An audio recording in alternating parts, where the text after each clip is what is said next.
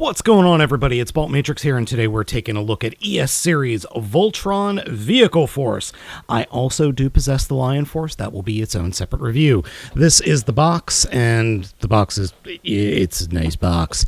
But I also wanted to show you how this figure set is packaged. So start off by just pulling out the tray, and hey, box empty. Yay, off to the side with you. We've got all of the figures for the individual vehicle modes, all 15 of them, and then we have a second tray with all these accessories. And I also don't want to forget about the instruction booklet. All 15 units of the Die Rugger 15 or the Vehicle Voltron set are represented here, though a little bit odder than you might think. There's the land team, and those are very flat little SUVs. We've got the sea team, and those are very short little submarines sticking out in the back. And each one of these have little tiny accessories that I have dropped. They're silver. They go on the top of each unit, and boy howdy are they easy to fall off, or do they easily fall out. And then we've got the air team. So all of these can then form their individual team modes, which is very cool. I've always been a fan of the Vehicle Force over the Lion Force. I just have. Even though the Vehicle Force has had way too many characters to keep track of, and sorry I kicked the camera, I just like it more. It's just a me thing. So let's go ahead and get into the air team combining into the Stratofighter. So to start off with, we're going to take the head unit, and this is the Voltron head unit, bend it forward, and then this little piece will flip around like that, and then bend it back, and put this off to the side. Grab the big unit here, that I swear this is a submarine and not a flying fortress. These little red bits will be pulled up. Well, actually, these little red bits are supposed to be pulled up like that, but they get pushed down, and the little silver bits get folded up like so. And then we come to the back, and I'm not really sure what the way this is supposed to go, but the directions say just keep it straight like that, which makes sense. And then we're done with this guy, so we come to the helicopters. And the helicopters have these plugs on the side, so the plug pops off from each side like that, and then we reach underneath each one of them and open up this flap so that the plug can then get folded up neatly, which is a very cool idea. I always appreciate when the designers of these figures do stuff like this. Then we take the middle, then we come to this guy and push on the one side, I can never remember which side it is, to push up this connector bit. And that is a little bit harder to do than you might think. Then we push that connector bit into the section here. Ah, come on. Sorry, my fat fingers just do not want to get this stuff connected. There we go. And then we take the helicopters and snap them into place on the sides. And then we come to the red one, and there's a little peg hole or peg slot that flips out, and that will peg in right up top here, and the tip of the wing for the face will actually peg in underneath. And I'll fix this off camera, but this is roughly how it's supposed to be. It just isn't sitting well and pegging in fully, so I'll fix that off camera. And I roughly got it in there. The problem was it wasn't sticking into the peg hole in the chest, so this is roughly it. This is as good as I am going to get. Yeah, this works. The Stratofighter, yep, totally works. I think it looks okay, except for every time I pick up the dang thing, this bit pops off, or pops out of the plane. That is a pain, but it's not that big a deal, because once you have it, you could just put it down. Next, we're going to combine the sea team into the Aqua Fighter. So grab these two, the bigger ones. Once you've got this back part flipped out, come up to the front and flip the front all the way over. And then there's this opening. You flip that down, and then that will allow you to slide one of the submarines in. And it really doesn't matter. And then you just close it up like that. So do the same thing on the other one. Flip that out. Oh, that was so much easier on this one. And then flip it around and open it up So we can then slide the... Oops. Red should go with red. Yellow should go with yellow. I'm just going to keep color consistency because my OCD won't let me do otherwise. And then we grab this guy and we can then push out these sliders, and then these will peg in like that.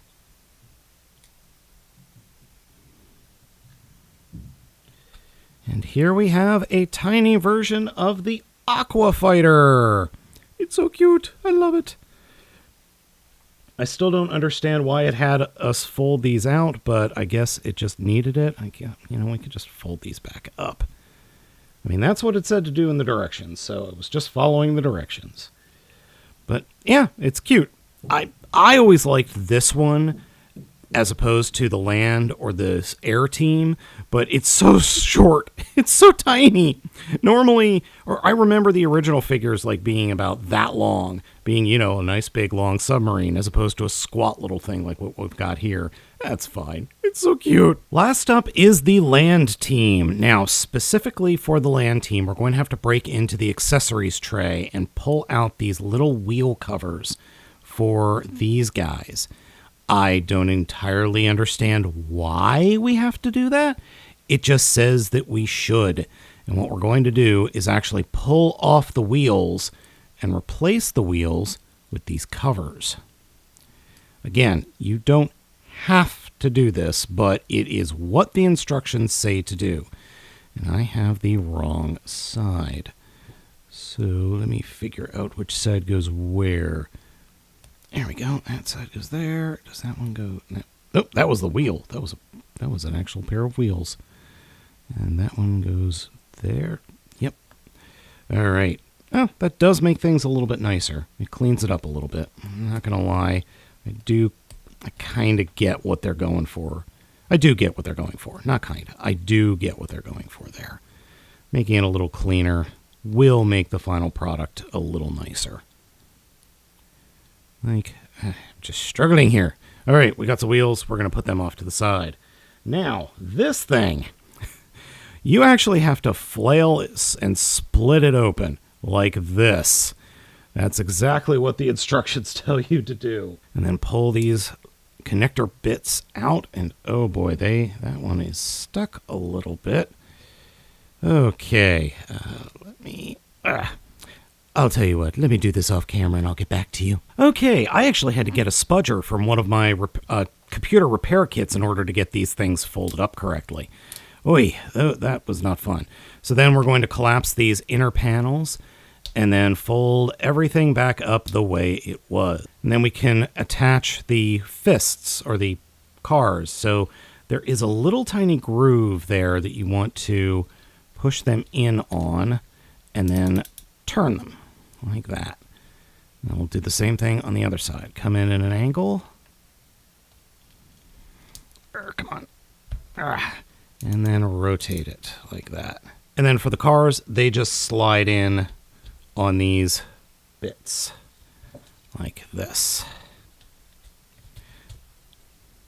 And there we go, the land team, which, if I'm honest, is the silliest of the group. I think these are just so silly. You got two SUVs, a giant brick, and then two fists-shaped cars. This is just silly. I mean, hell, the whole idea of Voltron and the vehicle force is just silly. I get what they're going for. But let's face it, this is all pretty funny. All right, let's go ahead and get into the full combination. I've already disassembled most of the different teams' units. The first thing we're going to do is first push in the sections on these blue legs and then come up to these tiny little itty bitty things on top of the submarines and remove them. And then take these pieces that are on the back and turn them. And oh boy, are they tight. Oh man, these are really hard to move with just your fingers. Holy crap. And then these will slide on to our little SUVs. And then with these SUVs, the yellow one goes on the figure's right and the black one goes on the figure's left. You could tell because there's an ankle hinge right here. Now, which one goes with which? The red submarine goes with the yellow, and the yellow submarine goes with the black. And the reason we turned those was so that they could slide in easily to these sections, like so. Like that. All right. There we go. We've got some legs at least. Pulling out the little tiny submarines off the top of the legs, we actually turn them upside down, rotate the view screen or the glasses around, and then take the entire section and flip it around like that.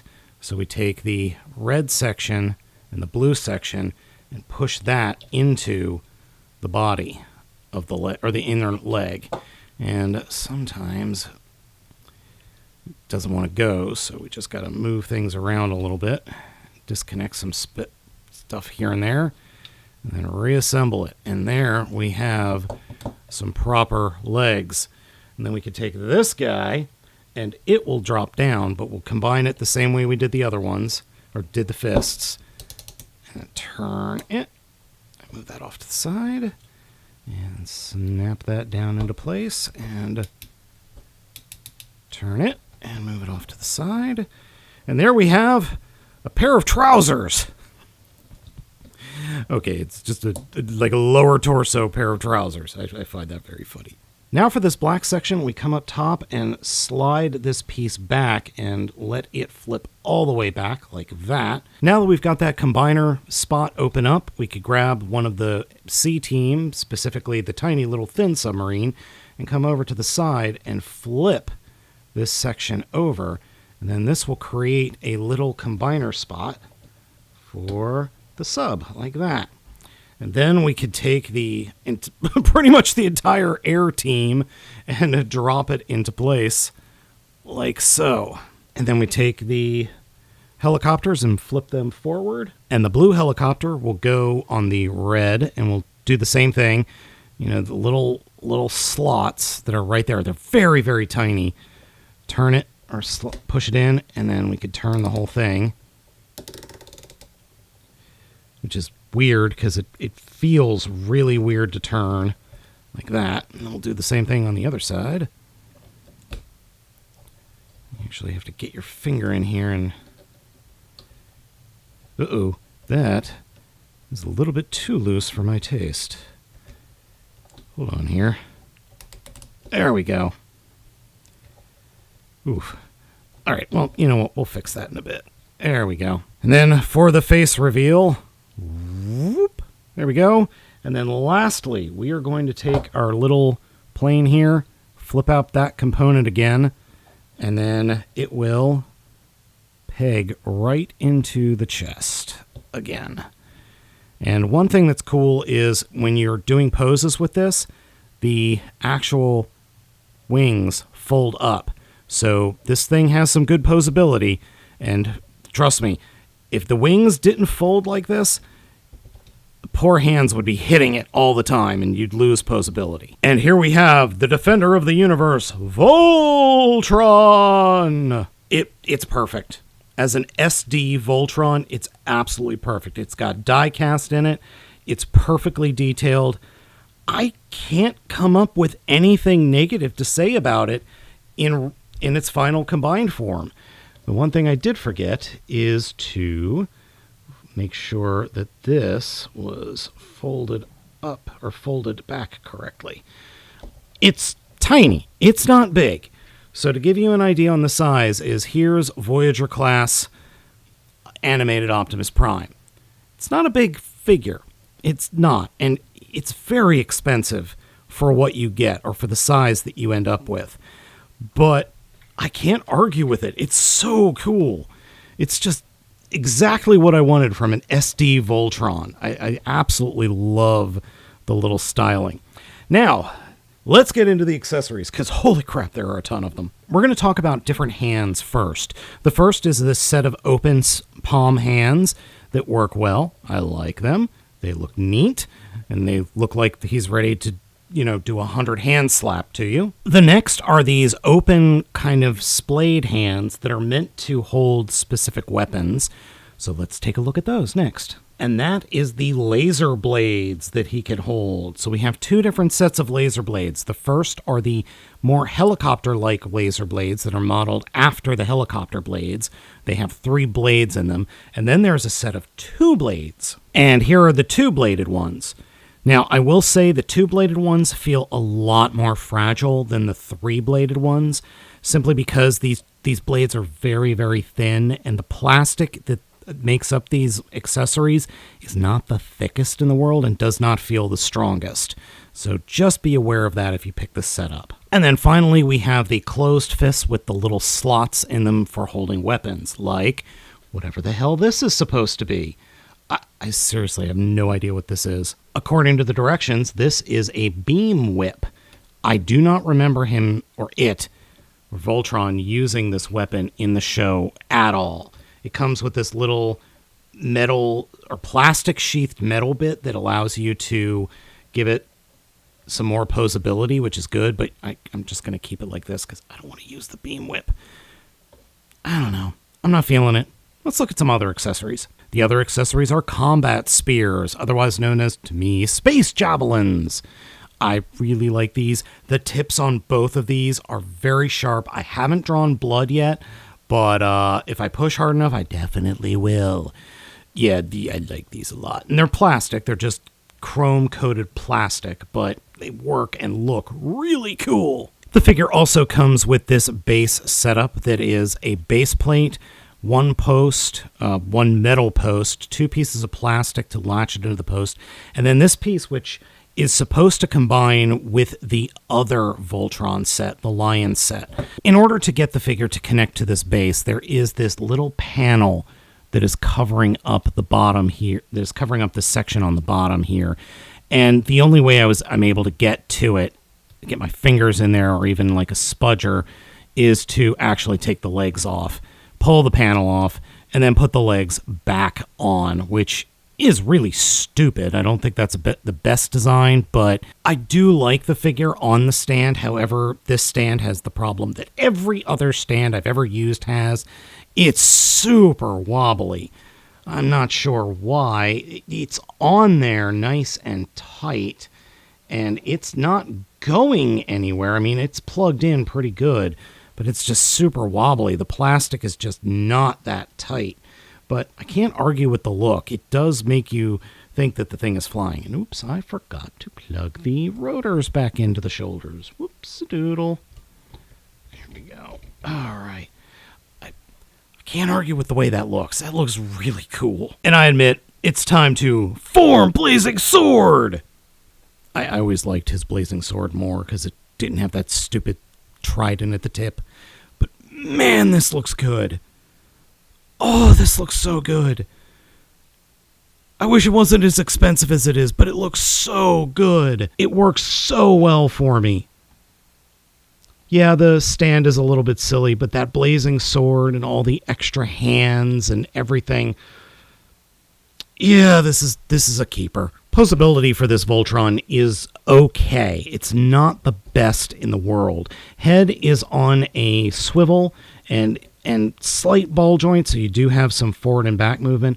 Shoulders are ratcheted for forward and back. They do have in and out, but they hit the robot's head. They flat out hit his head. It's just, his head's too big. There is side to sides, or I should say there's a swivel at the upper arm. The bend at the elbow is just shy of 90 degrees. Then there is rotation at the actual forearm, and then there is rotation at the wrist. And that's a slight ball joint, but good luck getting it to actually pose. Torso articulation is present side to side. It's got a hell of an ab crunch. I mean, look at that. That is a good, solid ab crunch. Legs can kick forward and can kick back, and you can hear the ratchets, but the skirts get in the way, and it can kick out. Doesn't do a beautiful spread. There is a ratcheting thigh swivel. Bend is 90 degrees at the knee, and then there is ankle articulation or an ankle pivot, but not that far. So you can pull off poses. You can pull off poses, but it's very heavy for its size, And it does not have any really decent heels. I do wish there was like a little thing that could flip out back here that... Holy crap, wait a minute. Oh my god, I completely missed these. These aren't even in the directions. It does have heels. Oh, that makes that so much better. Oh, that is awesome. And those are totally in the directions. They're right here, step 13. I missed them because something was covering the bottom of my directions. Oh, that makes things so much better. Oh, that adds so much stability to the figure. Oh, thank you, Bandai. You've made my day. Oh, that makes things so much nicer. Only complaint I have about the figure in terms of posability has to do with the skirts on the sides and the front. The front skirts will not close if the side skirts are sticking up all the way. And then even if you bring them in, they won't close. What you have to do is fold this internal panel out just a smidge and push it past and get it under. And it can't be completely flush up against the inside of the panel. Otherwise, that front skirt won't close. That's my only complaint about the figure in terms of posability and actually in terms of quality. Because quality is just on point with this thing. That's the only niggle that I've got for the figure as a whole. Okay, that's a little bit of a lie. These tiny little towers on the submarines, I've dropped them so many times already. They suck, but that's a me problem, not a figure problem. This Voltron is easily one of my favorite figures that I've reviewed in 2024, which I haven't reviewed a lot this year, but this is easily one of the top ones and really makes me want to open up the Go Lion set that I have. It's fantastic. It ain't cheap, though. It was $280 over at Big Bad Toy Store, and it's not a lot of figure for a high price, but the quality is there, and I love it. Other than the price and that weird thing with the side skirts, I can't really fault it. It's just that good. If you can swing it, if you could pick this thing up, it's totally worth it. I 100% understand if you don't like the super deformed look. I totally get that, but I absolutely love this figure. 100% worth owning, 100% worth picking up. So folks, thank you so much for watching this long video review. Let me know what you think of this down in the comments. I have been Baltmatrix, and I will catch you all next time.